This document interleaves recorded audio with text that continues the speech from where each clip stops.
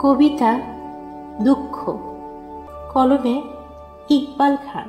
সব যন্ত্রণার কথা সবার কাছে ব্যক্ত করা যায় না সব সময়। অনর্থক চেঁচামেচি, নিষ্ফল আবেদন, প্রতিনিয়ত হৃদয় হৃৎপিণ্ডের নিঃশব্দে রক্তক্ষরণ, ফোরাত নদীর নীরব বয়ে চলা, দুঃখ গহীন অরণ্যে থাকা মানুষ খেকু লোলুপ, প্রকাণ্ড এক বিষ বৃক্ষ দুঃখ। রক্তে গরল স্রোত, ব্যথার পাথার, পুনঃ পুনঃ তীব্র ঝাঁকুনিতে জীবনের সব কিছু করে দেয় ওলট পালট।